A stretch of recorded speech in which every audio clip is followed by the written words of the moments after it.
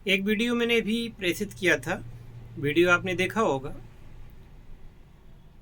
उसी की दूसरी कड़ी के रूप में मैं वीडियो आपको दे रहा हूँ बना करके।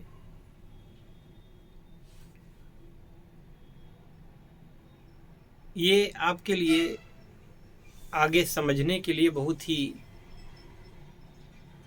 ज़रूरी है। एक व्यक्ति मेरे पास आए थे और वो मुझसे बोले कि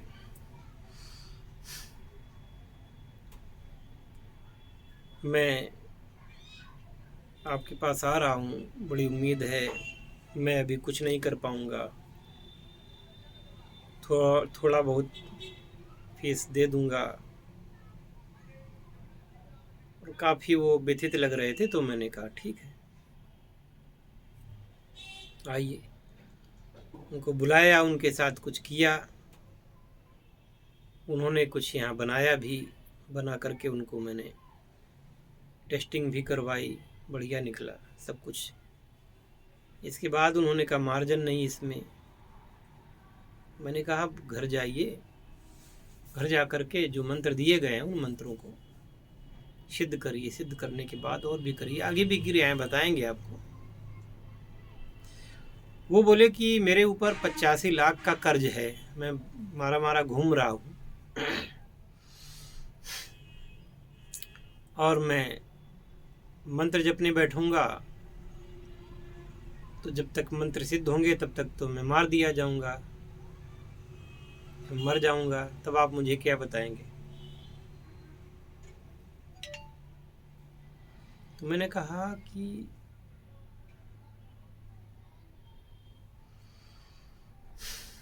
ऐसी कोई विद्या आप जानना चाहते हैं जिससे जीवन भर का सुख मिले क्या? वो ऐसे जैसे बाग में पका हुआ कोई फल लगा हो और आप उसको तोड़ लें, डंडा मार करके या पत्थर मार करके तोड़ लें और उसको खा जाएं, ऐसा होता है क्या?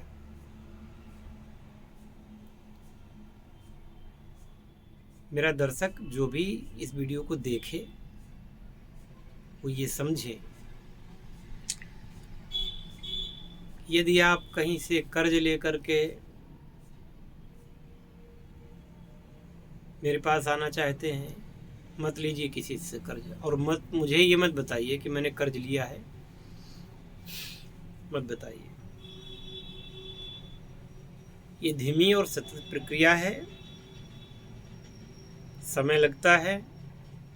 ये प्रेशर मत डालें मेरे ऊपर 40 लाख का कर्ज है, मेरे ऊपर 60 लाख का कर्ज है, मेरे ऊपर 1 करोड़ का कर्ज है।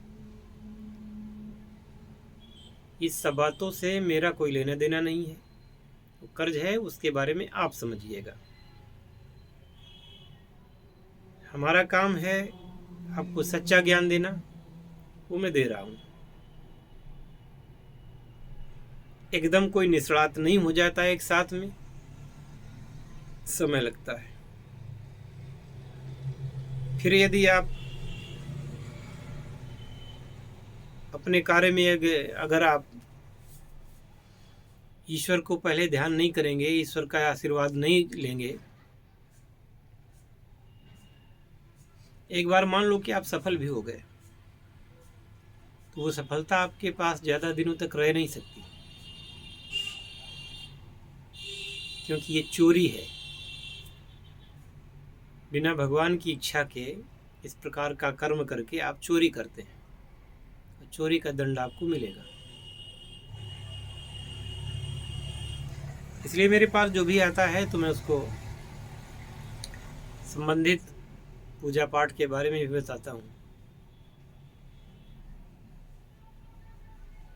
आपने सुना होगा कि कहीं पर धन गड़ा है और वो धन आपको पता है कि यहाँ पर इतना धन गड़ा है, उसको खोदने के लिए आप उद्यत होते हैं। तो फिर किसी से संपर्क मत करिए, आप खोदिए और निकाल लीजिए।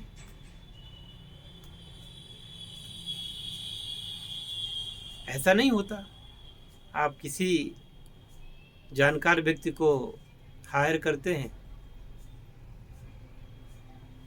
किसी तांत्रिक को, किसी को बुलाते हैं और उनसे ये कहते हैं कि आप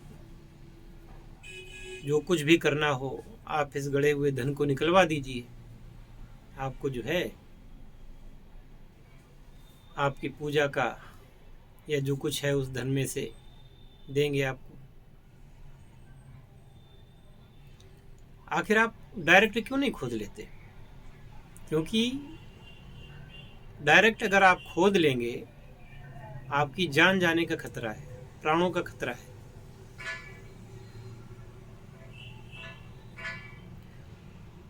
आपको पता है कि कीमिया में जो लोग आते हैं उनमें से बहुतायत में लोग मर क्यों रहे हैं, मर क्यों जाते हैं? कीमिया में जैसे ही उन्होंने आगे कदम बढ़ाया और वो मर गए। क्यों मर रहे हैं? या गंभीर रूप से बीमार पड़ गए, क्यों पड़ रहे हैं? उसका कारण है, जब तक अधिष्ठाता देव की इच्छा नहीं होगी, आप उस चीज़ को हासिल करना चाहते हैं, तो आपके साथ यही होगा। जब कोई अंतरिक्ष यात्री अंतरिक्ष में जाता है, दूसरे ग्रह पर जाता है, चलो अंतरिक्ष को छोड़ दो, कोई वायुयान है, उड़ता है, वो कितना भी ठीक हो, कितना भी सही क्यों ना हो, जब उड़ान भरने को होता है तब उसकी पूरी जांच की जाती है। जब उड़ान भरने के बाद जब लैंड करता है तब उसकी जांच की जाती है कि कहीं कोई कमी न रह जाए कि हवा में जब जहाज हो तो ये उड़े तो क्रैश हो जाए। इतनी सारी सहूलियतें करने के बाद भी वायुयान क्रैश हो जाता है। उसमें बैठे हुए जितने भी पैसेंजर्स होते हैं बस मर जाते हैं।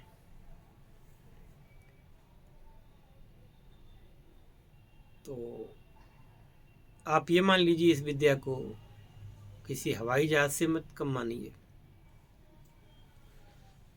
हवाई जहाज इसलिए कि जितना धन आप पूरे जीवन में कमाते हैं, हो सकता है कि कुछ ही समय में उतना धन आप अर्जित कर लें, और इसके लिए जब आप कहीं कोई नया काम शुरू करते हैं तो उसका रजिस्ट्रेशन, पंजीकरण सब करवाते हैं कि नहीं करवाते? करवाते हैं। बिना पंजीकरण के आप करेंगे तो वो अवैध माना जाएगा। इसी प्रकार से बिना भगवान की इच्छा के, बिना उनकी साधना किए यदि कीमिया में कदम रखेंगे, वो भी अवैध माना जाएगा ईश्वरी दृष्टि में। फिर आपके साथ कुछ भी हो सकता है। गुरु आपको बताता है कहाँ बचना है, कैसे बचना है, आपको अपने प्राणों की रक्षा कैसे करनी है, सफलता कैसे प्राप्त करनी है। तो गुरु की बात को आप अनौचित पूर्ण समझते हैं। आप समझते हैं कि ये मैं आया हूँ इनके पास कीमिया सीखने और ये सिखा रहे हैं मुझको साधना भगवान की, और भगवान के प्रति मेरे मन में न कोई श्रद्धा है, ना ही मैं मंत्र जप कर सकता हूँ।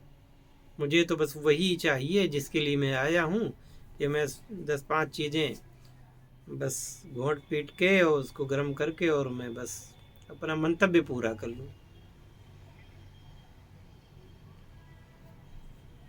तो आप सफल हो ही नहीं सकते। गारंटी के साथ कह सकता हूँ कि आप सफल हो ही नहीं सकते।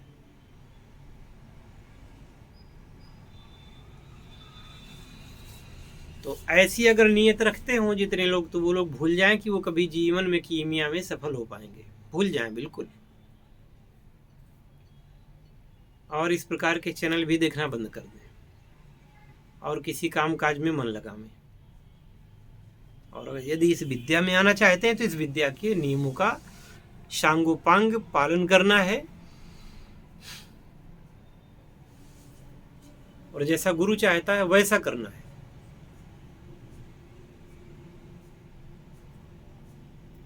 अगर वैसा नहीं करना है तो फिर हाँ, बहुत सारे लोग ऐसे हैं जो आपको बुलाएंगे, मेरे पास आ जाओ, मैं ये करवा देता हूँ, मैं वो करवा देता हूँ।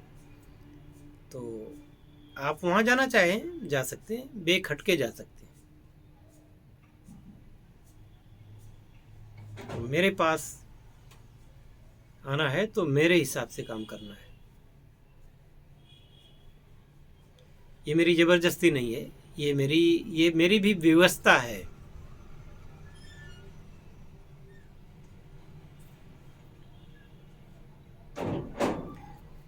क्योंकि मैंने जो कुछ सीखा है तो इसी विधि से सीखा है, और उस विधि को उसी विधि से करना है जैसा कि मैं बताऊंगा, जैसा मैंने खुद सीखा। और उसमें अगर कोई कमी रखूंगा तो भगवान क्या मैं दोषी बनूंगा। इसलिए मैं नहीं चाहता कि मैं कुछ भी ऐसा करूं जिससे मुझे दोष लगे।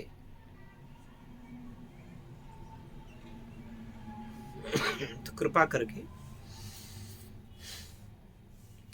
इन बातों का ध्यान रखें। मुझे इस बात से कोई नहीं फर्क पड़ता है कि आप मेरे पास आएंगे कि नहीं आएंगे, मुझको समझ पाएंगे या नहीं समझ पाएंगे।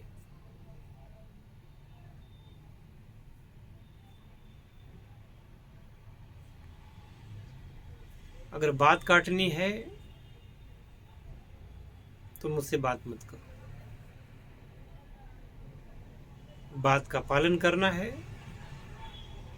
समर्पण के साथ तो ही बात करो। बात काटने वाले पसंद नहीं। हो सकता है हमको पसंद हो, लेकिन हमारे इष्ट देव को पसंद नहीं। बस। जय शिव शंकर, जय भोलेनाथ, हर हर महादेव।